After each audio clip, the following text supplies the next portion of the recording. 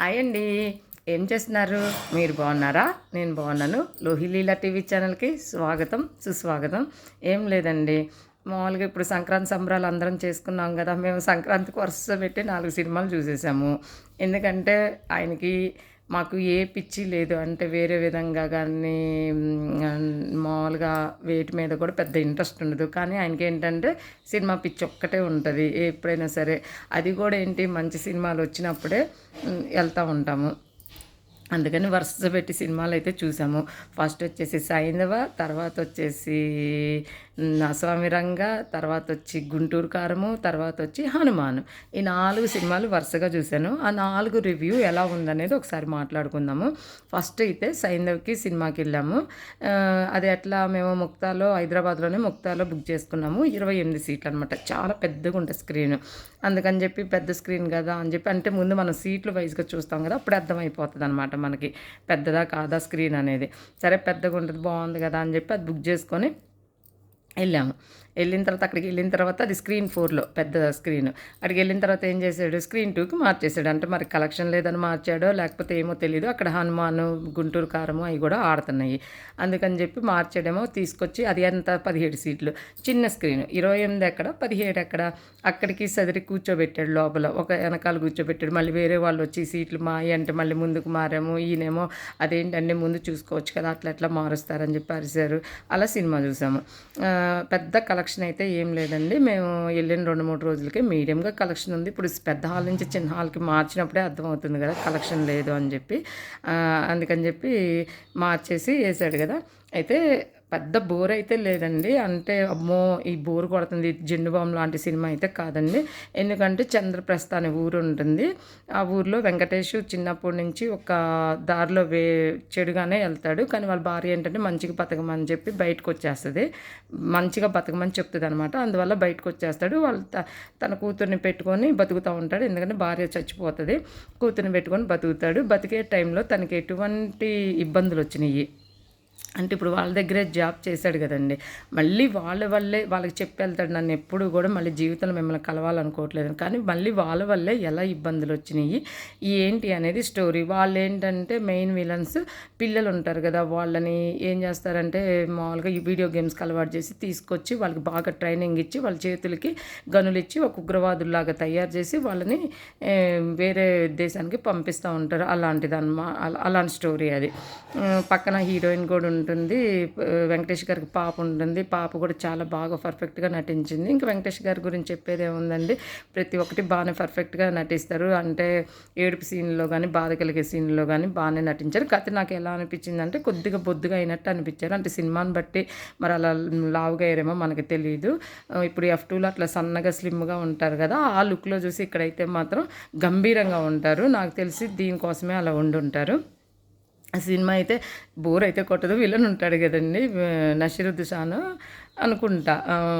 హిందీ తెలుగు మాట్లాడతారు. ఆయన అయితే ఫుల్ ఫన్ జనరేట్ అవుతుంది. కానీ ఆయన ద్వారా మాత్రం బూతులు మాట్లాడిచ్చారు. కానీ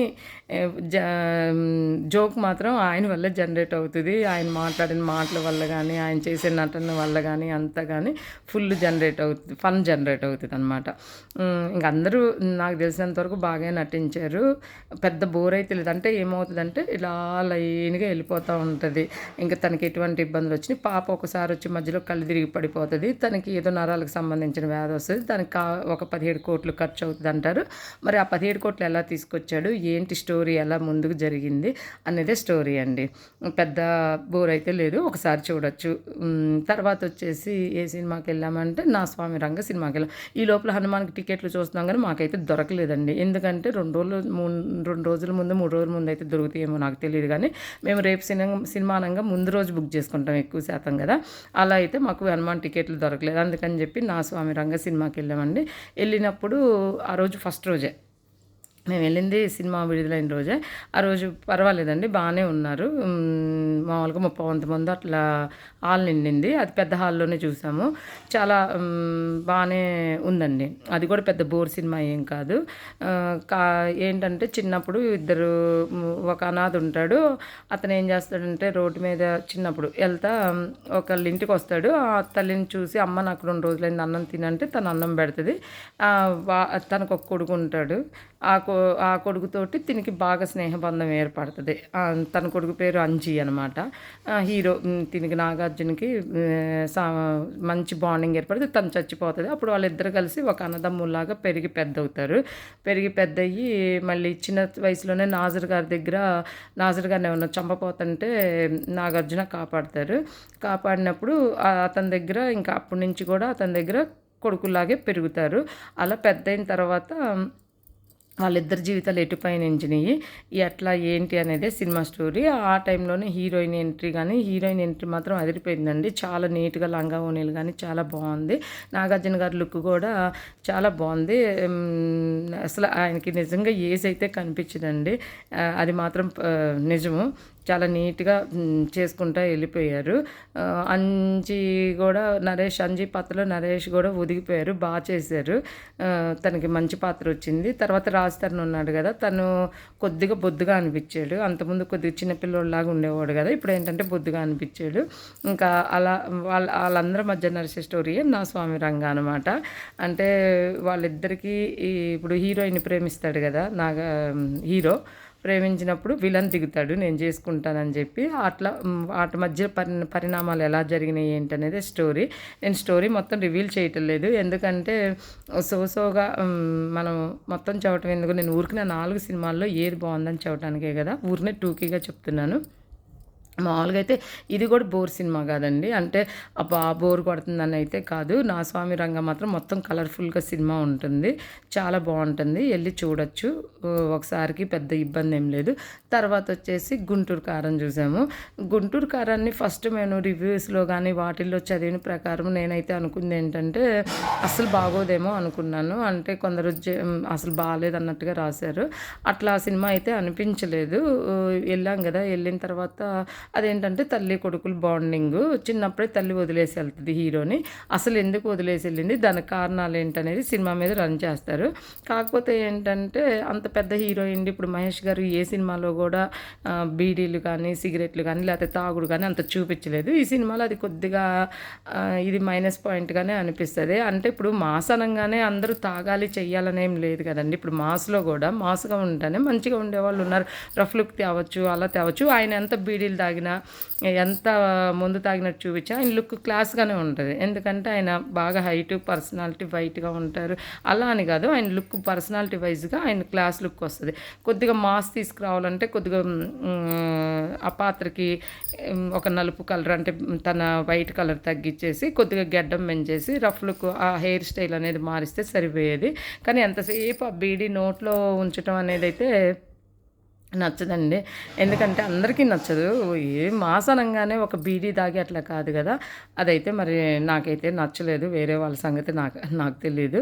నాకు అలా అనిపించింది. స్టోరీ వైజ్గా వచ్చేసి బోర్ అయితే కాదు, అంటే మామూలుగా అట్లా సోగా వెళ్తూ ఉంటుంది స్టోరీ. ఇప్పుడు అసలు ఎందుకు వదిలేసి వెళ్ళింది, అది కనుక్కోవటానికి తిని పడే తాపత్రయం ఏంటి, హీరో పడే తాపత్రయం ఏంటి, లాస్ట్కి వాళ్ళిద్దరూ తల్లి కొడుకులు కలుసుకున్నారా, మరి రమ్యకృష్ణ వాళ్ళ నాన్న ప్రకాష్ రాజు గారు ఆయన వీళ్ళిద్దరు కలుసుకోకుండా అడ్డం పడుతూ ఉంటారు, దానికి కారణం ఏంటి, ఎందుకు కలుసుకొనివ్వట్లేదు అనేది సినిమా స్టోరీ.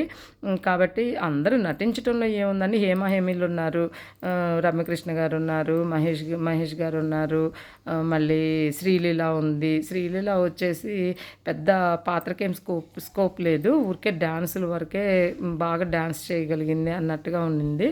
కానీ మొహం అయితే మాత్రం నాకు ఇంతకుముందు సినిమాలకి ఇప్పటికీ తనది చేంజ్ ఉన్నట్టుగా అనిపిస్తుంది. ఇట్లా ముక్కు దగ్గర కానీ ఏంటో నాకైతే చేంజ్ అనిపించింది. మేము అది కూడా ఎంజాయ్ చేసామండి, చూసాము. తర్వాత వచ్చేసి లాస్ట్ సినిమా వచ్చేసి హనుమాన్ అండి. ముందు రోజు బుక్ చేసుకుంటే దొరికినాయి, అంటే పండగంతా అయిపోయినాక దొరికినాయి. పెద్ద హాలు, అది కూడా ముక్తాలోనే చూసాము, 28 సీట్లు, చాలా బాగుంది. ఇప్పుడు ఈ సినిమాకి ఏంటి తేడా అంటే దేవుడు, జై శ్రీరామ్. ఎప్పుడైనా సరే దేవుడు అనే ఒక ఇది ఉంటుంది చూసారా, ఒక మాట, అది అసలు మామూలుగానే జై శ్రీరామ్ లేదంటే ఓం నమ శివాయ ఏ దేవుడినైనా మనం తలుచుకున్నప్పుడు మనకి ఎలా ఉంటుందండి, వాళ్ళంతా ఒక ఆధ్యాత్మికతతో నిండిపోతుంది. కాబట్టి ఆ సినిమాలతోటి ఈ సినిమా అందుకే హైప్లో అయిపోయింది. స్టోరీ అంటారా, కొద్దిగా తెలిసిన స్టోరీయే, అంటే ఇప్పుడేంటి తను హీరో అల్లరి చిల్లరగా తిరుగుతాడు. ఒక శక్తి వస్తది. అంటే హీరోని విలన్ ఉంటాడు కదా! విలను ఆక్రమించుకోవాలి. అంటే చెడు మార్గంలో ఎళ్ళేసి విలను ఏదైనా సరే శక్తి సంపాదించి ఒక సూపర్ మ్యాన్ లాగా మారిపోయి ప్రపంచ దేశాన్ని నాశనం చెయ్యాలని అనుకుంటున్నాడు కదా! దానికి ఈ హీరో అల్లరి చిల్లరగా తిరుగుతున్న వాడికి ఒక శక్తి, దేవుడు అనే శక్తి వచ్చి ఎదుర్కోవటం అనేది సినిమా. మనం చాలా చూసాము. కానీ దేవుణ్ణి జొప్పించినప్పుడు అంటే స్టోరీలో పెట్టినప్పుడు ఏమవుతుందంటే ఒక రకమైన ఇది అంటే దేవుడితోటి ఎవరూ ఢీకొట్టలేము.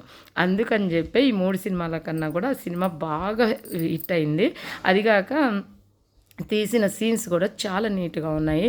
ఇప్పుడు తేజ వచ్చేసి లోపల పడిపోయినప్పుడు వెళ్ళి అది ఇట్లా దేవుడిది తీసుకుంటాడు కదా ఒక గాజుది, అది ఓపెన్ అయ్యి తీసుకునేటప్పుడు చాలా బాగా తీశారు. అదొకటి. లాస్ట్ సీన్లో ఆంజనేయ స్వామి వచ్చినప్పుడు ఎవరైనా సరే జై శ్రీరామ్ అని అరవకుండా ఉండరు. అంత ఇదిగా పెద్ద భీకరంగా వచ్చేస్తారు కదా, ఇద్దరు అలా గాల్లో తేల్తా. స్టోరీ ఏం లేదు, అది కూడా చాలా సింపుల్. అంటే విలన్ని ఎదుర్కోవటానికి, చెడుని ఎదుర్కోవటానికి మంచి ఎలా పనిచేసింది అనేది స్టోరీ. కానీ నటించటం వరకు తేజ సజ్జ గారు చాలా కష్టపడి నటించారు. చాలా బాగుంది. అసలు బోర్ కాదు కదా. అంటే ఒక ఆధ్యాత్మికతోటి మనం వెళ్ళిపోతాం, లోన్ అవుతాము. సినిమా అంతా అయిపోయినాకైతే లాస్ట్లో వెనకాల ఉన్నారు పిల్లలు అవైపోగానే జై శ్రీరామ్ జై శ్రీరామ్ జై శ్రీరామ్ అని అరిసి తర్వాత జై కేసీఆర్ అని అరిశారు.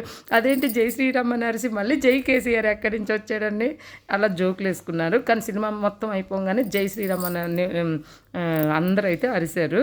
ఎందుకంటే ఒక సంతోషంతో దేవుడు అనే భక్తి మనలోకి వెళ్ళిపోతుంది అప్పటికే. అందుకని చెప్పి ఆ సినిమా అంత సక్సెస్ అయింది. అందుకని ఈ సంక్రాంతి బరిలో నిలిచి బాగా హిట్ అయిన సినిమా ఏదన్నా ఉందంటే హనుమాను.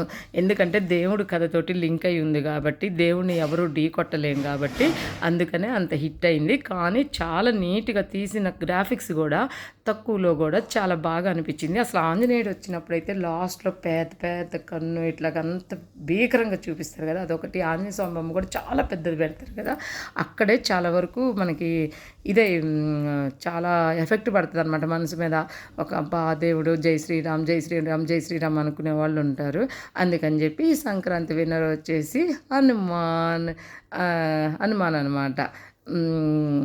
అందుకనే అది దేవుడి మూలానే అంత సక్సెస్ అయిందని మాత్రం నేను అనుకుంటున్నాను. అదని కాదండి, ఏ సినిమా అయినా తీసుకొని కొద్దిగా దేవుని కథతోటి స్టోరీ ఉన్నది ఏ స్టోరీ అయినా సరే కొద్దిగా అంటే మరి తలకాయ నొప్పి లేకుండా తీసే సినిమాలు అయితే చాలా వరకు సక్సెస్ అవుతాయి. ఎక్కడో ఒకటి అదా సక్సెస్ఫుల్ కాలేదంటే తీసే టేకింగ్ కూడా ఉండాలి కదండి. ఇప్పుడు దేవుడిని పెట్టేసి చూడండి అంటే ఎవరు చూడరు కదా, దానికి టేకింగ్ ఉండాలి, తీసే పద్ధతి ఉండాలి, మరి దానికి చెప్పే విధానం జనాల్లోకి వెళ్ళిపోవాలి, అప్పుడు అది సక్సెస్ అవుతుంది పూర్తిగా. సినిమా మాత్రం చాలా చాలా బాగుంది.